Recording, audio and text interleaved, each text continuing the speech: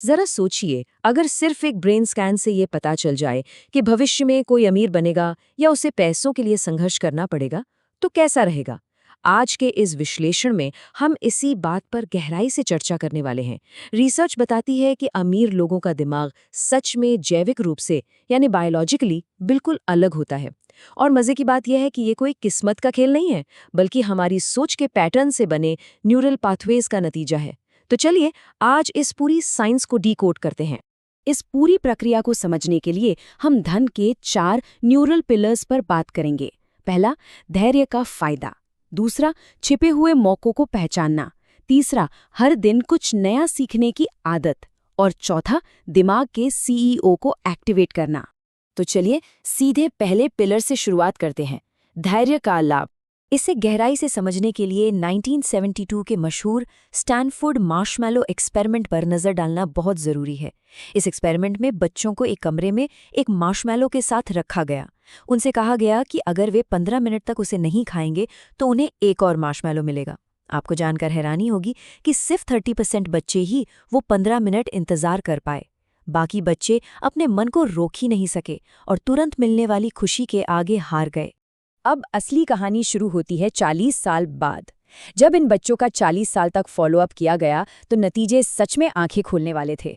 जो 30% बच्चे इंतजार कर पाए थे वे आगे चलकर बेहतर नौकरियों में गए, उनकी इनकम ज्यादा थी और सबसे बड़ी बात, उनके ब्रेन स्कैन में आत्मनियंत्रण या सेल्फ कंट्रोल वाला हिस्सा बायोलॉजिकली बहुत मजबूत पाया गया।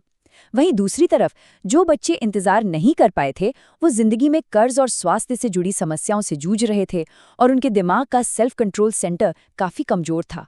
ये बिल्कुल साफ दिखाता है कि इंस्टेंट ग्रेटिफिकेशन से बचना हमारे दिमाग की बनावट और जीवन भर की आर्थिक स्थिति को कैसे तय करता है। जेफ बेजोस का ही उदाहरण ले लेते हैं। 1994 में अमेज़न शुरू करने के लिए उन्होंने अपनी लाखों डॉलर की एकदम सुरक्षित नौकरी छोड़ दी थी। उनका डिसीजन लेने का तरीका बहुत ही सिंपल और दूरदर्शी था। उन्होंने सोचा कि जब मैं 80 साल का हो जाऊंगा तो क्या मुझे इस मौके को ना आजमाने का भारी पछतावा होगा।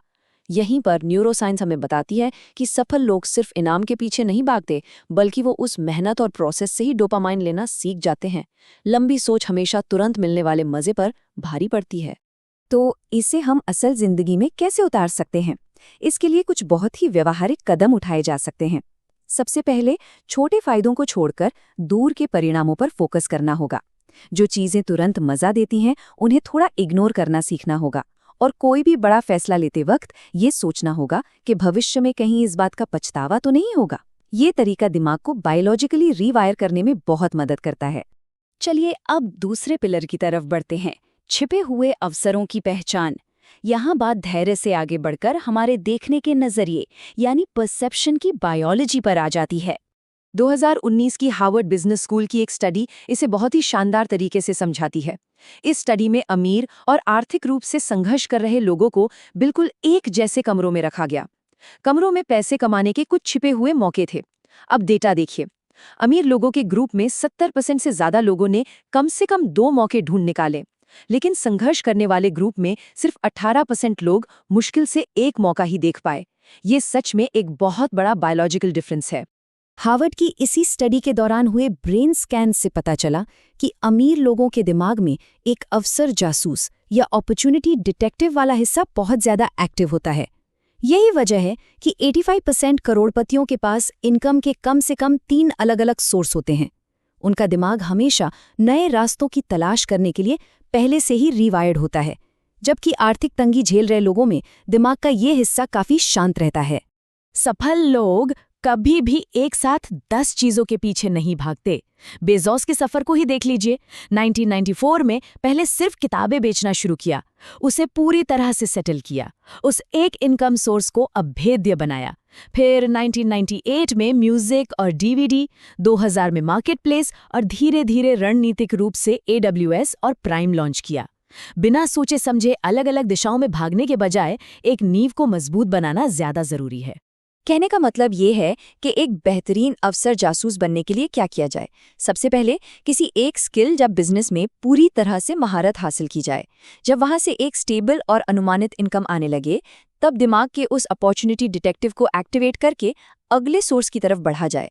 बिना किसी जल्दबाजी के बिल्कुल तरीके से विस्तार करना ही असली कुंजी है। अब बात करते हैं तीसरे पिलर की, रोज सीखने की आदत। ये वो डेली हैबिट्स हैं जो बायोलॉजिकली अमीर और संघर्ष कर रहे लोगों को अलग करती हैं। फाइनेंशियल प्लानर थॉमस कोली ने 233 अमीर और कई गरीब क्लाइंट्स की आदतों को 5 साल तक ट्रैक किया। डेटा से जो तस्वीर सामने आई वो हैरान करने वाली थी। 90% अमीर लोग हर दिन कम से कम 30 मिनट कुछ नया और काम का सीखने में लगाते हैं।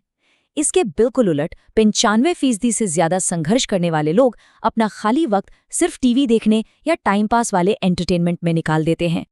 इसे हम कोविड लॉकडाउन की एक बहुत ही आम उदाहरण से समझ सकते हैं। मान लेते हैं राहुल और अंकुर नाम के 2 लोग हैं।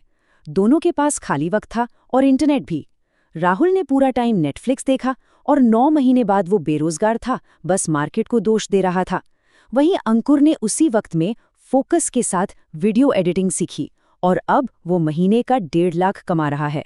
मौके दोनों के पास बिल्कुल समान थे, लेकिन सही चीज सीखने की आदत ने पूरी कहानी पलट दी। यानी अगर सीखने की आदत डालनी है तो उसका एक स्पष्ट ब्लूप्रिंट होना चाहिए। रैंडम वीडियो देखकर दिमाग को सस्ता डोपामाइन देने से कुछ नहीं बदलेगा।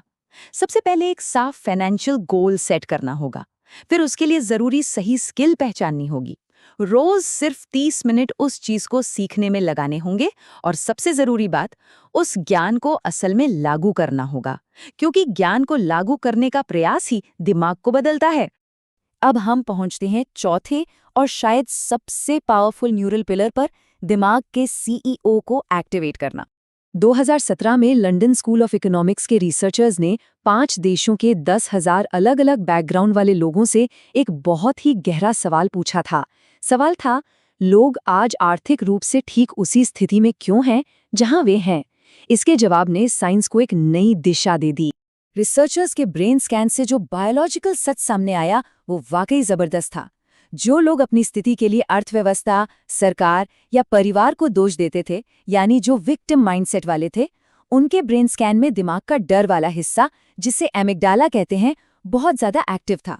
लेकिन जिन लोगों ने अपनी स्थिति की पूरी जिम्मेदारी खुद ली, यानी एक्सट्रीम ओनरशिप दिखाई, उनके दिमाग का प्रीफ्रंटल कॉर्टेक्स एक्टिव था। इसी हिस्से को दिमाग का सीईओ कहा जाता है। बहाने बनाना दिमाग को डराता है और जिम्मेदारी लेना उसे बॉस बना देता है। इस माइंडसेट को बदलने के लिए एक 30 दिन का चैलेंज बहुत कमाल का काम करता है। इसमें हमें अपने बहानों की कहानी को तुरंत पलटना होता है।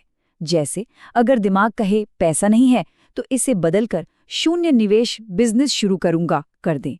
समय नहीं है को सफर के वक्त का इस्तेमाल सीखने के लिए करूंगा कर दें। नेटवर्क नहीं है को ऑनलाइन कम्युनिटीज में जुड़ूंगा, और स्किल्स नहीं है को फ्री ऑनलाइन प्लेटफॉर्म से सीखूंगा में बदल दें। ये अभ्यास दिमाग के सीईओ को तुरंत एक्टिवेट कर देता है और डर को हमेशा के लिए शांत कर देता है। तो कुल मिलाके बात ये है कि मानव मनोविज्ञान को आर्थिक सफलता की तरफ मोड़ने के लिए ये 4 बुनियादी कदम बहुत जरूरी हैं। हमें लंबा सोचना और बहुत ज्यादा धैर्य रखना सीखना होगा। इनकम के भरोसेमंद सोर्स पहचानने होंगे और उन्हें एक-एक करके बनाना होगा। हर दिन 30 मिनट कुछ ऐसा सीखने में लगाने होंगे जिसे असल में लागू किया जा सके। और सबसे बड़ी बात, अपनी आर्थिक स्थिति की 100% जिम्मेदारी लेनी होगी।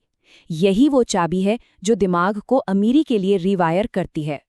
इस पूरी चर्चा को एक बहुत ही गहरे सवाल के साथ खत्म करते हैं। अगर आज एक ब्रेन स्कैनर किसी की भी आर्थिक भविष्य की भविष्यवाणी कर दे, तो कल से उस भविष्य को फिर से लिखने के लिए किन आदतों को बदलना होगा? हमने देखा कि सफलता कोई बाहरी हालात या किस्मत का खेल नहीं है, बल्कि ये हमारी बायोलॉजी और रोज की आदतों का नतीजा है। अब ये फैसला हमें करना है कि दिमाग को रिवायर करने का ये सफ़र कहाँ से और कब शुरू करना है, क्योंकि यात्रा सोच बदलने से शुरू होती है और बायोलॉजी बस उसका पीछा करती है।